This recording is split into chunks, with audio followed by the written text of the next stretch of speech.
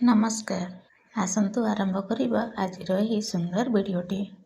ପୁତ୍ରଦା ଏକାଦଶୀ। ସନ୍ତାନ ପ୍ରାପ୍ତି ନିମନ୍ତେ ଏହି ଏକାଦଶୀ କରାଯାଇଥାଏ। ଆସନ୍ତୁ ଜାଣିବା ଏହାର ମହତ୍ତ୍ୱ। ପୌଷ ମାସ ଶୁକ୍ଳ ପକ୍ଷରେ ଯେଉଁ ଏକାଦଶୀ ପଡ଼େ ତାହାକୁ ପୁତ୍ରଦା ଏକାଦଶୀ କୁହାଯାଏ। ପୁତ୍ରଦା ଏକାଦଶୀରେ ନାମ ମନ୍ତ୍ର ଜପ କରିବା ସହ ଶ୍ରୀହରିଙ୍କୁ ପୂଜା ଅର୍ଚ୍ଚନା କରାଯାଇଥାଏ। ଏକାଦଶୀ ତିଥିରେ ଦୀପଦାନ ସହ ସମସ୍ତ ଫଳ ପୂଜା କରିବା ବିଧାନ ରହିଛି।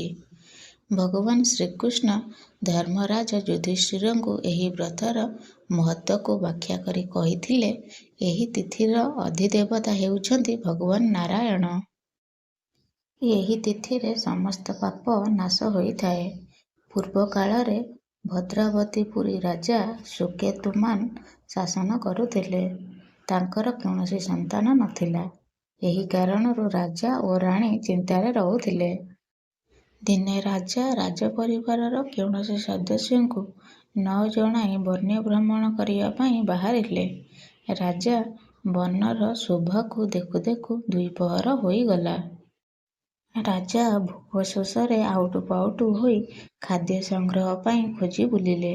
ଶେଷରେ ଏକ ସରୋବର ଓ ସରୋବର ତଟରେ ଅନେକ ମୁନି ଋଷିମାନଙ୍କର ଆଶ୍ରମସ୍ଥଳୀ ରହିଥିବାର ଦେଖିଲେ। ଏହା ରାଜାଙ୍କ ପାଇଁ ସୌଭାଗ୍ୟ ଥିଲା। ସେ ତତ୍କ୍ଷଣାତ୍ ଘୋଡ଼ା ଉପରେ ବସି ସରୋବର ନିକଟରେ ପହଞ୍ଚି ସମସ୍ତ ମୁନି ଋଷିମାନଙ୍କୁ ବନ୍ଦନା କରିବାକୁ ଲାଗିଲେ।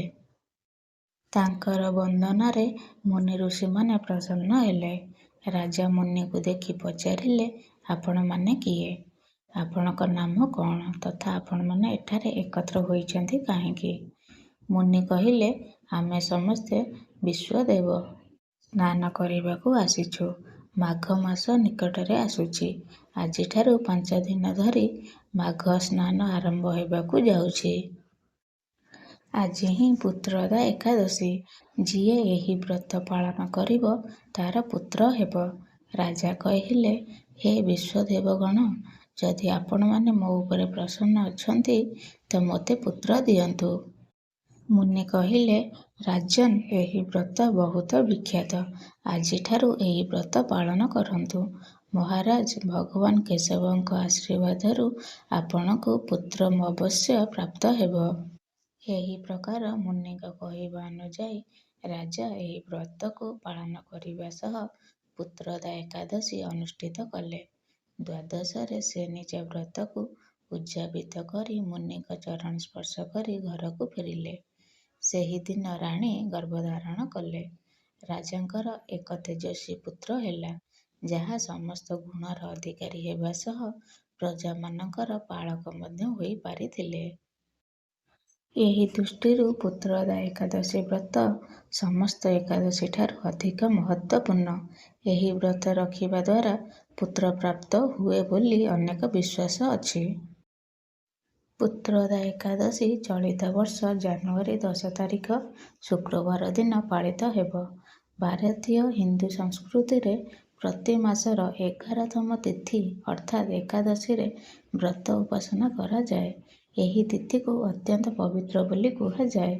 ବର୍ଷର ପ୍ରତ୍ୟେକ ମାସରେ 2ଟି ଏକାଦଶୀ ତିଥି ପଡ଼େ, ଗୋଟିଏ ଶୁକ୍ଳପକ୍ଷ, ଅନ୍ୟଟି କୃଷ୍ଣପକ୍ଷ।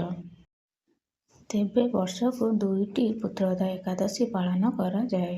ଶ୍ରାବଣ ଓ ପୌଷ ମାସରେ ପଡ଼ୁଥିବା ଏକାଦଶୀକୁ ପୁତ୍ରଦା ଏକାଦଶୀ କୁହାଯାଏ। ଯେଉଁମାନେ ବିଧିବିଧାନ ମୁତାବକ ଏକାଦଶୀ ବ୍ରତ ପାଳନ କରିଥାନ୍ତି, ସେମାନଙ୍କ ସମସ୍ତ ମନସ୍କାମନା ପୂର୍ଣ୍ଣ ହୋଇଥାଏ। ପୁତ୍ରଦା ଏକାଦଶୀ ଦିନ ସକାଳୁ ଶୁଦ୍ଧ ପୂତ ଭାବେ ଗାଧୋଇ ପାଧୋଇ ଆସି ବିଷ୍ଣୁଙ୍କୁ ଧୂପ ଦୀପ ନୈବେଦ୍ୟ ଦେଇ ପୂଜା କରନ୍ତୁ। ଏହି ଦିନ କୌଣସି ଆହାର ଗ୍ରହଣ କରନ୍ତୁ ନାହିଁ। ଯଦି ସମ୍ଭବ ହେଉଛି ଦିନସାରା ଦୀପ ଜାଳି ଭଗବାନ ବିଷ୍ଣୁଙ୍କ ଆରାଧନା କରନ୍ତୁ। ପୁତ୍ର ସନ୍ତାନ ଚାହୁଁଥିବା ଦମ୍ପତି ଏହି ଏକାଦଶୀ କରିବା ଦ୍ୱାରା ପୁତ୍ର ସନ୍ତାନ ଲାଭ ହୋଇଥାଏ। ଆଜି ପାଇଁ ଭିଡ଼ିଓଟି ଏତିକି। ପୁଣି ଦେଖା ହେବ ଆଉ ଗୋଟେ ସୁନ୍ଦର ଭିଡ଼ିଓରେ। Thanks for watching.